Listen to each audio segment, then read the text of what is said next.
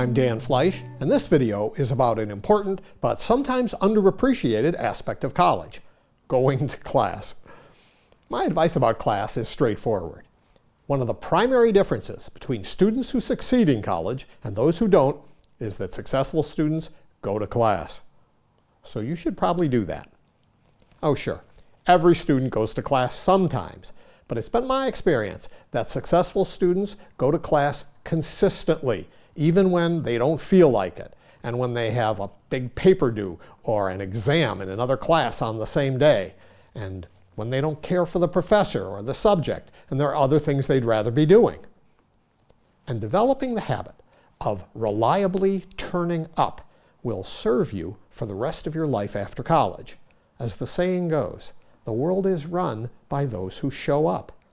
Of course, if you're really sick, especially if you're contagious, or if you have a family emergency, most professors will understand if you decide to miss class. How sick is really sick? I usually tell my students that if they're sick enough to have visited a medical professional, that's good enough for me. But whatever criterion you use, I strongly advise you to be completely honest about it. Honest with your professor and honest with yourself. Here's an important corollary to my advice that you should go to class. You should also go to class prepared. What exactly does that mean?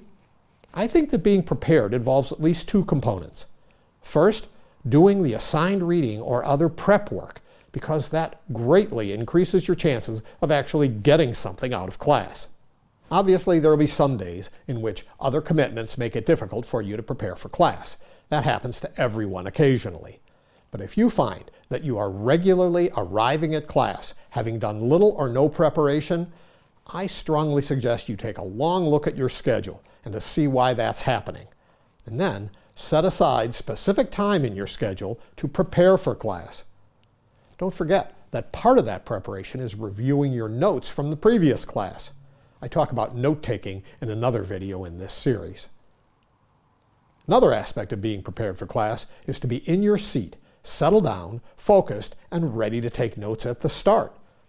Then, once class gets underway, do whatever it takes to get engaged with the material being presented in class that day. Some professors will help you get and stay engaged by making class interactive. But even if the professor delivers a traditional lecture, it's up to you to keep your focus. How can you do that? One approach is to ask questions when something isn't clear. And if the class is too big or the professor doesn't encourage questions, you can still ask yourself questions. Those might be something like, what's the big idea of this portion of class? How does this follow from what the professor was talking about a few minutes ago? How is this idea or equation or event related to the reading or the homework assignment or what we covered in class last time? Even if you can't answer those questions in real time during class, if you write down those kinds of questions into your notes, later on you can talk with other students, a teaching assistant, or your professor. The point is that attending class has to be an active rather than a passive activity for you. And on those hopefully rare occasions on which you must miss class, get the notes from someone dependable. If you don't know anybody else in the class, talk to a TA or your professor. So only three big ideas here. 1, show up for class. 2, be prepared for class.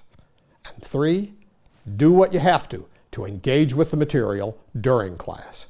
As always, thanks for your time.